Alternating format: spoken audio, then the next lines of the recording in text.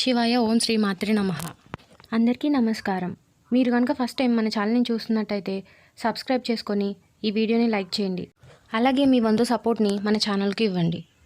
మిథున రాశి వారికి జరిగే శుభ అశుభ ఫలితాలను తెలుసుకోవడం కోసం ఈ వీడియోని చివరి వరకు చూడండి.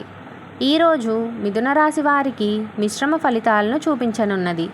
ఉదయం సమయంలో చింతలు, ఆందోళనలు బాగా ఎక్కువయ్యే అవకాశం ఉంది. ముఖ్యంగా కుటుంబ సభ్యుల మధ్య చిన్న చిన్న మౌఖిక ఘర్షణలు ఏర్పడవచ్చు. అనవసరమైన వాదనలను దూరంగా ఉంచుకుంటే శుభప్రదమైన ఫలితాలు పొందగలుగుతారు. వృత్తిపరంగా చూస్తే కార్యాలయంలో సహచరులతో జాగ్రత్తగా వ్యవహరించాల్సిన అవసరం ఉంటుంది. మీపై ఉన్న బాధ్యతలను సమర్థవంతంగా నిర్వహించడం వలన పై అధికారుల ప్రశంసలు అందుతాయి. వ్యాపారవేత్తలకు మధ్యాహ్నానికే మంచి డీల్స్ కుదిరే అవకాశం ఉంటుంది. పెట్టుబడులకు అనుకూల సమయం అయినప్పటికీ విపరీతంగా రిస్క్ తీసుకోవడం మంచిది కాదు. విద్యార్థులు కొత్త విషయాలను నేర్చుకోవడంలో ఆసక్తి కనబరుస్తారు.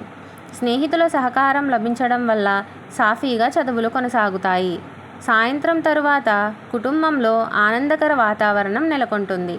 కొన్ని అనుకోని శుభవార్తలు ఆనందాన్ని కలిగించవచ్చు. ఆరోగ్యపరంగా చిన్నపాటి తలనొప్పులు, అలసటలు తప్పవు. కానీ పెద్ద సమస్యలు ఏవీ లేవు.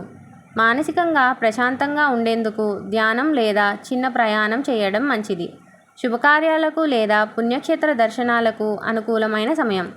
ఈరోజు మీకు కలిసొచ్చే రంగు ఆకుపచ్చ. కలిసొచ్చే సంఖ్య 5. అలాగే ఈరోజు మీరు ఆరాధించవలసిన దైవం విష్ణుమూర్తి. ప్రత్యేకంగా శ్రీ వెంకటేశ్వర స్వామిని ఆరాధించండి. ఓం నమో నారాయణాయ అనే మంత్రాన్ని 108 సార్లు జపించడం మంచిది. ఈరోజు మీకు శుభ సమయాలు ఉదయం 9:30 నుండి మధ్యాహ్నం 12 వరకు. అలాగే పెద్దల సలహాలను పాటించడం వల్ల అశుభం తప్పుతుంది. అలసత్వాన్ని దూరంగా ఉంచుకొని చురుగ్గా వ్యవహరించండి. ఈరోజు అవకాశాలను సద్వినియోగం చేసుకోవడం మిథున రాశి వారి విజయాన్ని నిర్ధారిస్తుంది. మంచినే ఆలోచిస్తూ సానుకూలంగా ముందుకెళ్ళండి.